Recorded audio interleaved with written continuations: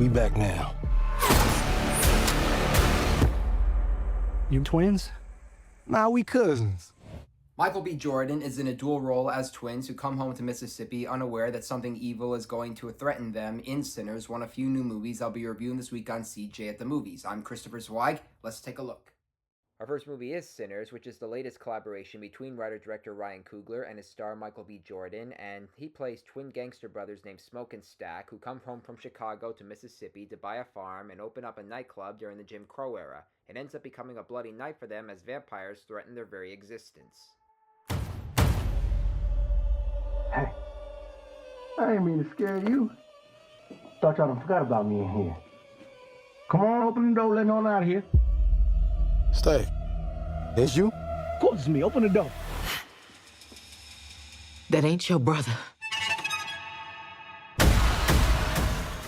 The movie's star-studded cast includes Hailee Steinfeld as Stack's former squeeze, Delroy Lindo as an aging musician, Wamni Musaku as Smoke's former voodoo conjurer lover, newcomer Miles Catton as the twins' younger cousin, and Jack O'Connell plays the main vampire. This world already left you for dead.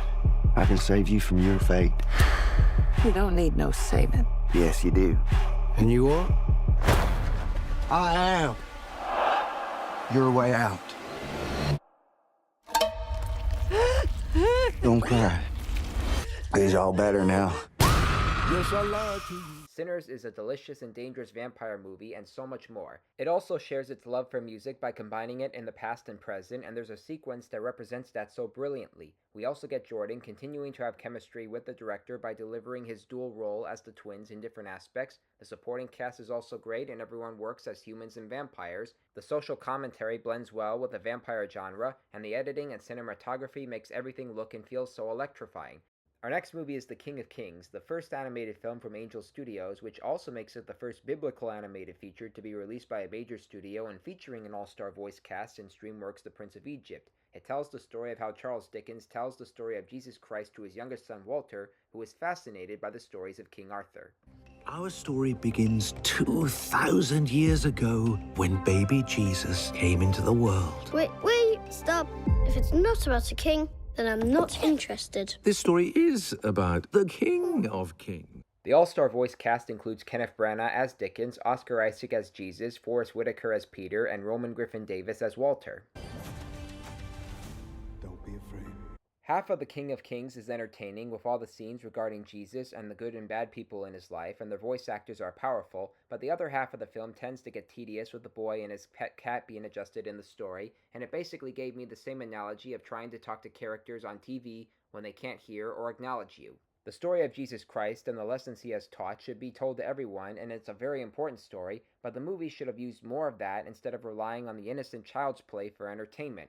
Next up, The Wedding Banquet, the remake of Ang Lee's 1993 romantic comedy that follows the same setup but in a different light. This time we have two sets of gay lovers of opposite sexes, Kelly Marie Tran as Angela and Lily Gladstone as Lee, and Bowen Yang as Chris and Han Ji Chin as Min, who both have a complicated relationship as Min is a Korean student whose visa is expiring. Their only recourse is for Min to marry Angela in exchange for him paying for their next IVF. On my way to the airport because Min's grandmother flew in from Korea to meet her future granddaughter-in-law. What are we supposed to do exactly? We gotta de-queer the house. God, you have so much lesbian literature. This little lie forces his grandmother, played by Yoon Yoo-jung, to come to America, while Angela is already dealing with her mother, played by Joan Chen, who is a homophobic but becomes a gay activist. Every Pride Parade photo, every National Coming Out Day post. Can I still post Instagram stories? Do you want grandchildren? I'll delete Instagram now. The Wedding Banquet, now directed by Andrew Ahn, is sweet, respectful, and often very funny regarding Min and Angela pretending to be a couple and how Chris interprets things within his relationship with Min, and the performances in the cast are universally excellent, whether they're speaking English or Korean. Some of the partying and some melodrama go on a bit, but there's still a lot for us to acknowledge, and if you study the differences between both films carefully, you will acknowledge that Lee's version comes from a time before he became so spoiled and lost his way, and Ann's version is suitable for the 2020s. And our last movie is The Legend of Ochi, A24's first family film that loves 1980s fantasy films like The Never-Ending Story, a Wes Anderson-like art direction, and creatures who are created through puppetry and special effects. We meet young Yuri, played by Helena Zengel from News of the World, who knows the story of the creatures that inhabit the woods, known as Ochi, and she finds a baby Ochi in her father's trap, so she takes it home to heal its wound. I won't hurt you.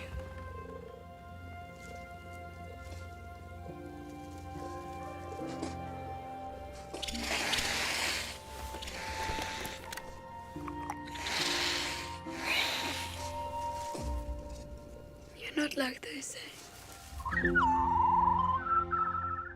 When she embarks on a journey to return the baby, her father, played by Willem Dafoe, and adoptive brother Finn Wolfhard lead a troop to rescue her, while she reunites with her hermit mother, played by Emily Watson, and soon speaks the Ochi language.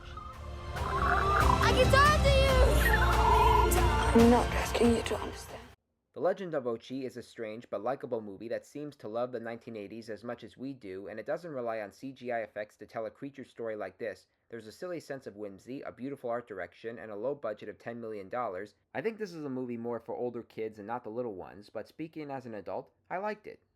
Recapping this week's new movies: thumbs way up for Sinners, thumbs down for The King of Kings, thumbs up for The Wedding Banquet, and thumbs up for The Legend of Ochi. Well, those are the new movies I'm reviewing this week. I'm Christopher Zweig. Happy Easter, stay safe, and I'll see you at the movies.